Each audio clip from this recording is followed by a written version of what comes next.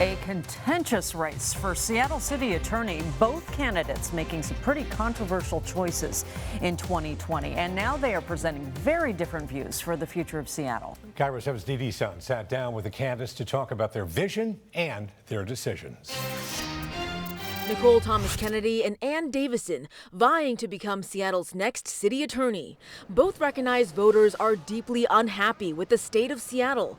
Each believe they're the ones to help fix that. My goal is public safety. To make a difference for public safety. The candidates have radically different views on how to make that happen.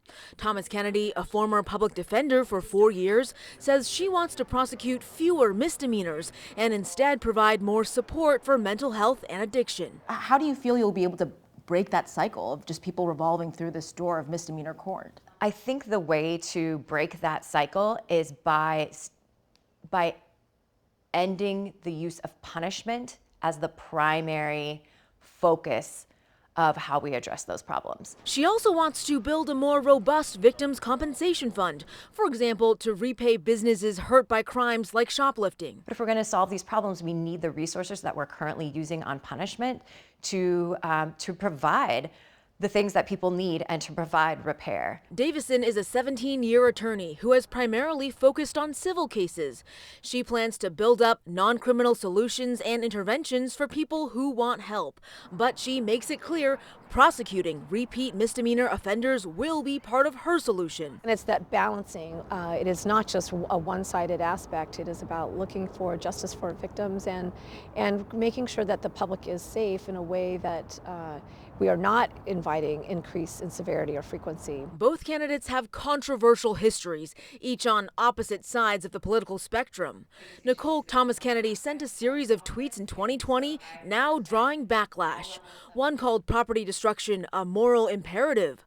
Other tweets called police pigs and serial killers. Do you still feel that way about police? I think what's important and what's missing from the conversation about the tweets is the context of the time. There was massive protests throughout the nation.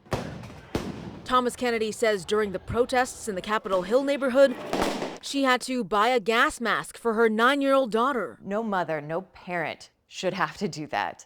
And so I was outraged, absolutely. But the candidate is not apologizing. Do you regret or are you sorry for the tweets that you put out? I decided to leave those tweets up because they were symbolic of the outrage I had at the time. As for Davison, she chose to leave the Democratic Party and join the Republican Party in 2020 during the Trump presidency. What would you say to voters who do hold issue with that? I voted for Obama and Clinton in 2016 and then Biden last year. In this video, Davison explains why she left the Democratic Party. The Democratic Party that I knew had started to move so far left that I didn't recognize it anymore. It breaks my heart what they've done to our city. But this walk away video campaign was launched by Brandon Straka, a Trump supporter who participated in the January 6th insurrection and pled guilty for his role there.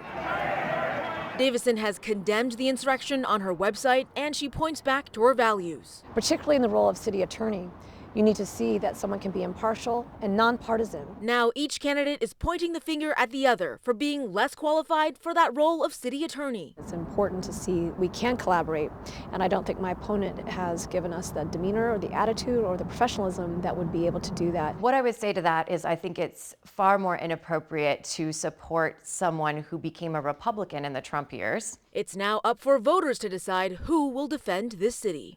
In Seattle, Davison, KIRO 7 News.